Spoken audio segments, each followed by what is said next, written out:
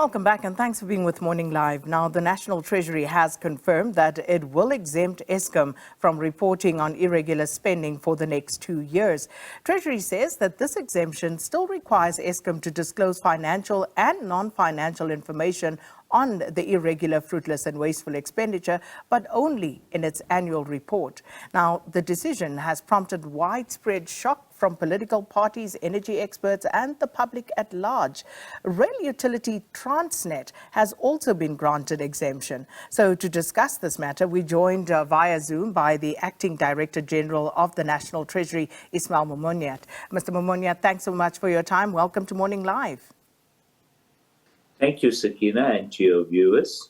Well, as you know by now, there's been widespread condemnation and outrage about this decision by Treasury to exempt Eskom from reporting irregular spending for the next 2 years.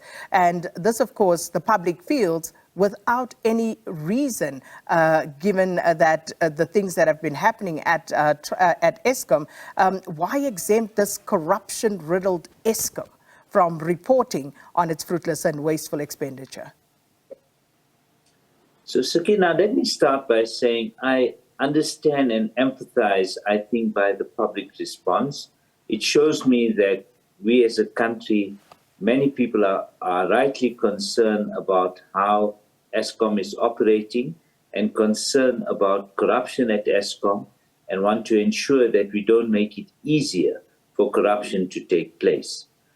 The reason why we issued this exemption was firstly on request from Eskom, and it was because they are having challenges with the cost of their borrowing. And we still need to make Eskom work.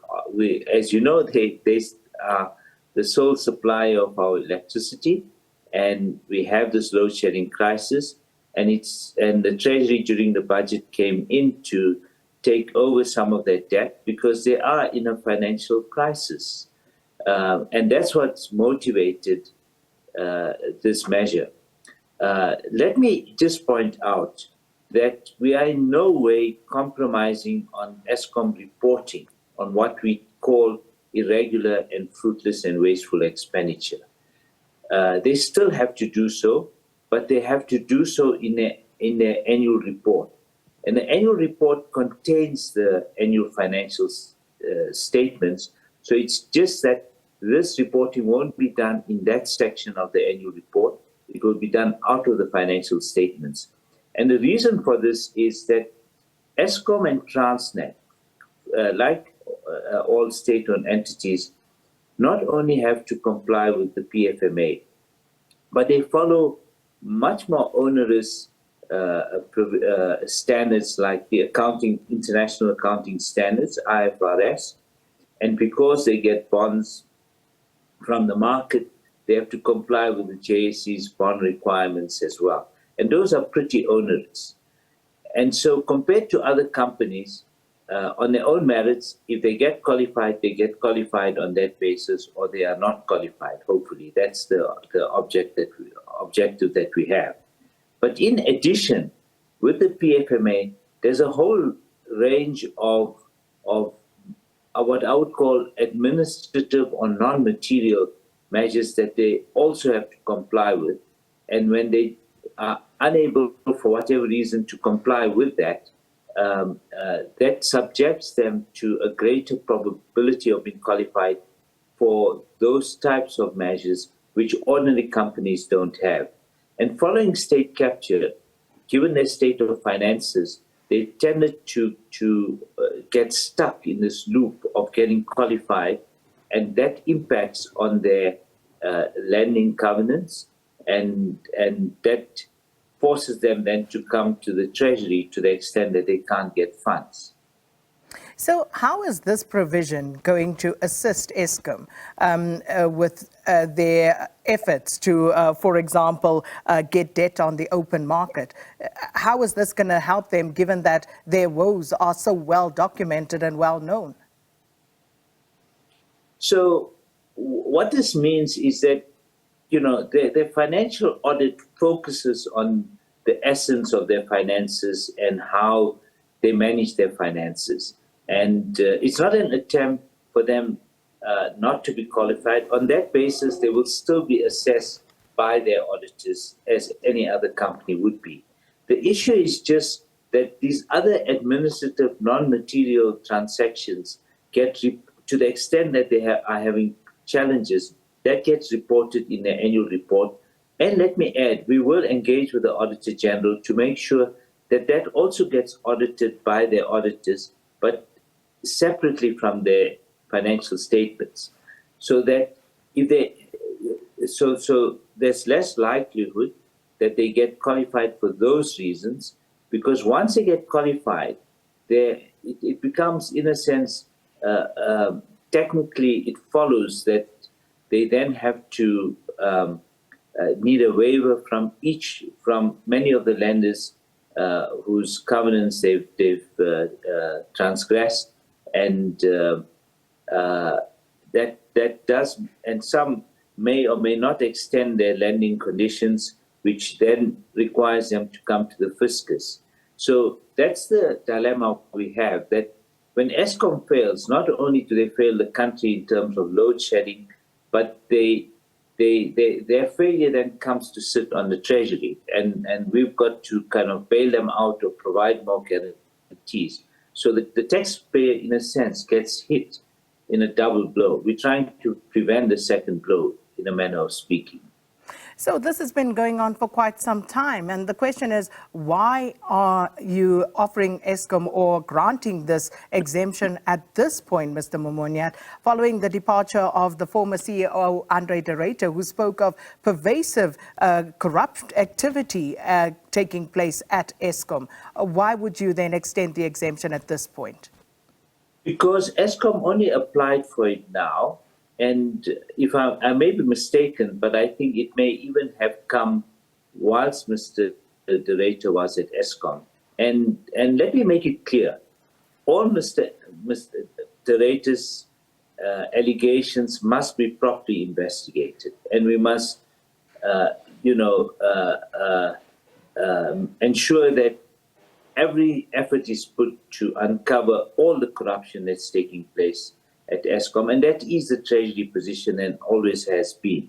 And I understand that the public wants it to be so, and in fact, I'm happy the public wants it to be so. They are right to want it to be so.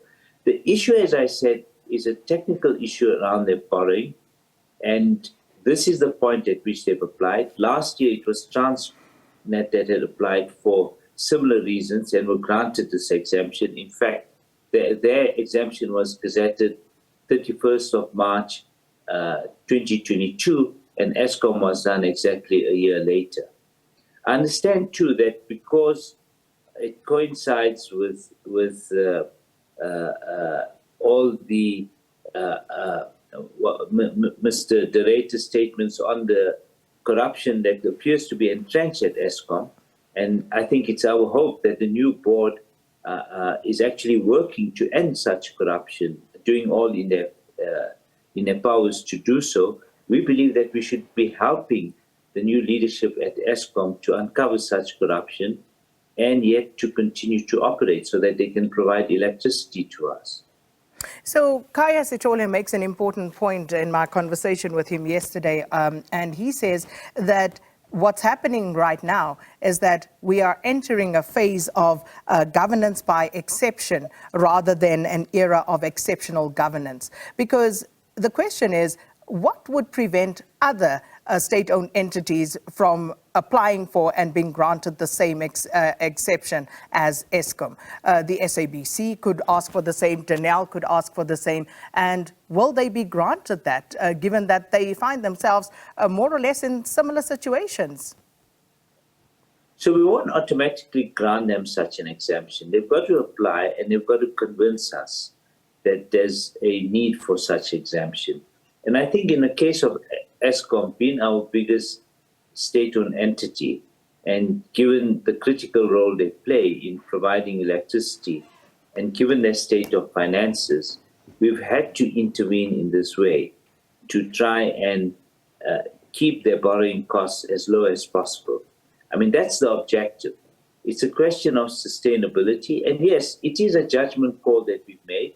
But Sakina, let me say, we are mindful of all the comments coming, and in fact, we want to actively engage with all the organizations that have issued strong statements to try and allay their concerns, and frankly, look at other measures. Maybe there are other additional measures we can put in place to try and ensure that we don't compromise on the reporting standards, and that we don't make it as difficult as possible for any corrupt player to commit such acts that we don't want them to commit.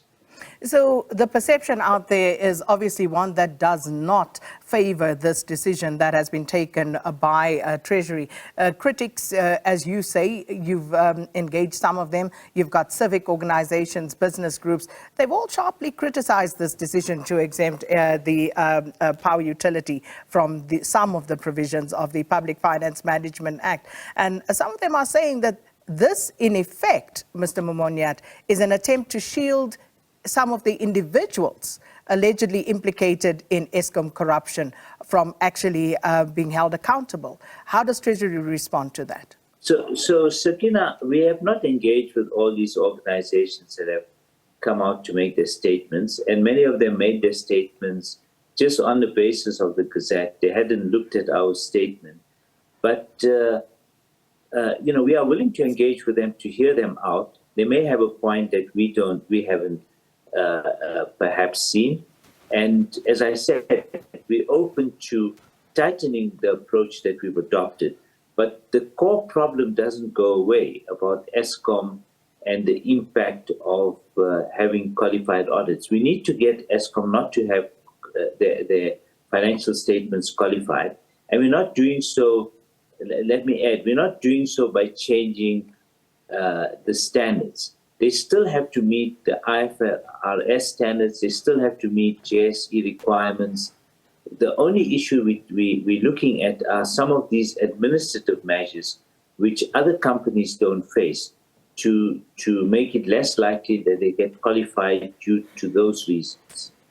And, we're happy to engage. In fact, I will be contacting many of these organizations with a view to meeting them. Firstly, explaining our perspective, but hearing them out, hearing their concerns, and as I said, to take on board any points that we haven't factored in, and to see how we can perhaps tighten the reporting regime to make it as hard as possible for corruption. I mean, that is the objective that we have at all stages. But surely, Mr. Momoniat, for Eskom to not have qualified audits would mean that they need to abide by the letter, law and spirit of the rules that govern them. Shouldn't that be your focus rather than saying, okay, put this here and not there? Why isn't Eskom being held to having their feet held to the fire to say, you need to make sure that everything in your value chain is operating as it should? Sakina, precisely, Eskom should be operating at the highest of levels that we have, but they're not. And the issue is, how do we fix Eskom? They need a period to be able to recover from, on the one hand, the impact of state capture, on the other hand, the continuing corruption that appears to be there. I mean, I don't work at Eskom, but I'm going by the reports that are there. And I think corruption, to some extent, has become entrenched in some of these state-owned entities. And the question now is, how do we fix that? In fact, if you look at the fact that we were grave-listed by FATA, it was precisely because even when we have those corruption, our processes are too slow to bring to book those responsible for such corruption. It takes many years before people are charged. Our investigations take a long time. And to the extent that these processes are too slow, those are the very reasons why we've been grey-listed. And that's what we need to improve. So there need to be more consequences. We agree on that. But I think we need to be careful how we fight corruption. Let's also not make it impossible for those that are going in, like the new board of Eskom, which I think consists of people of integrity, that we don't make it impossible for them to do what the country expects them to do. So, Mr. Momoniat, to that point, and you look at what's been happening at Eskom, and the fact of the matter is, if the former CEO's words are anything to go by, and I suspect they are, that corruption is still taking place. Fruitless and wasteful expenditure is still taking place at Eskom. So what impact is this exemption going to have on reporting what is currently happening at Eskom? So, Sakina, I think that's the point. Okay, not all fruitless or irregular expenditure is corruption, just by way of definition. But I think the point that Mr. Director was making is that corruption is still taking place, and that's what we need to stop. And we need to stop those who are perpetrating such corrupt acts, and we need to bring them to book, and we need to do it quickly. And I think that's the challenge that we have. And whilst the Treasury doesn't deal with investigating from a criminal perspective, I think those are the challenges as a society. We need to solve that problem. Otherwise, it's going to continue and grow. Corruption has become entrenched, and we've got to fight it with every fiber in our bodies. And as a country, that's, I think, the challenge that we face. I think the issue of this exemption is obviously there's a perception out there, and we need to correct the perception and accept any criticism that comes forward. I mean, we're open to it, as I've said, and we are going to engage so that at the end of the day, we rid our country of corruption. So, and certainly at Eskom to fix it up and get it to be doing what it's supposed to be doing, be corruption-free and provide electricity to our country. But surely this is not going to be the silver bullet, Mr. Momoniat. You know that there will still be the loopholes that will be found. The fruitless and irregular expenditure also results from some of the corruption that is taking place. So this is not going to solve the problem, if we're being honest. No, and we've never said that it's going to solve the problem. This is a technical amendment to make it easier for the board to deal with some of the challenges they face on their financials and to reduce the cost of borrowing to the extent that they don't get qualified.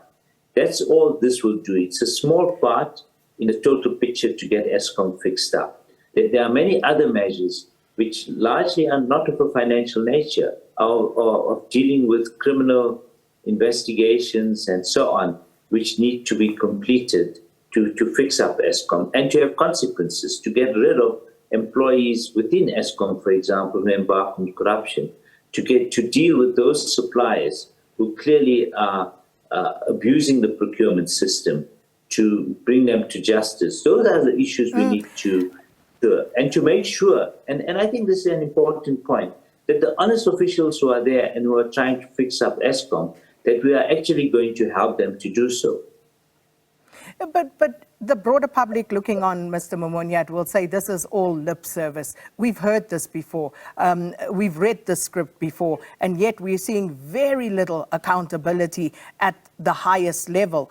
Given the allegations that Andre de Ruyter made, has there been any follow-up to that? Because if government is really serious about dealing with what is going on at Eskom and what is bedeviling the power utility, government needs to be serious about really getting to the bottom of the rot. And it doesn't seem like government is serious about that. And now you've got business and even some political parties contemplating legal challenges to interrogate the legality of this particular exemption.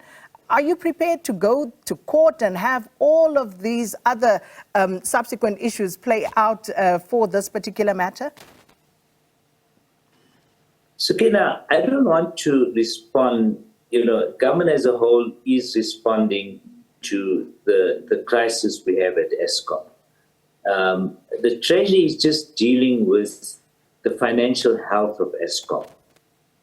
And to the extent that we can, we're trying to make it easier for Eskom to get back to financial health. The issue of corruption is a broader one for I think all in society to be involved, but certainly within government, all arms to be involved, and to do everything in our power to stop the rot that is there. And clearly the perception that things are not moving fast enough is something that must be taken into account, because there's, it's true that we are not moving fast enough to stop corruption as a country. How do we do it? I think it goes beyond the Treasury, but certainly the Treasury will be part of that process and has been. It's tried to bring to the attention through the financial reporting system the problems that are identified and to make sure they get investigated. But why consequences don't follow, I think, is a broader issue for us to look at and to hold officials like me accountable for that. Indeed, because this has happened under your watch. And as you say, the accountability is not there. We've had commissions that has cost this country billions of rands, and yet nothing.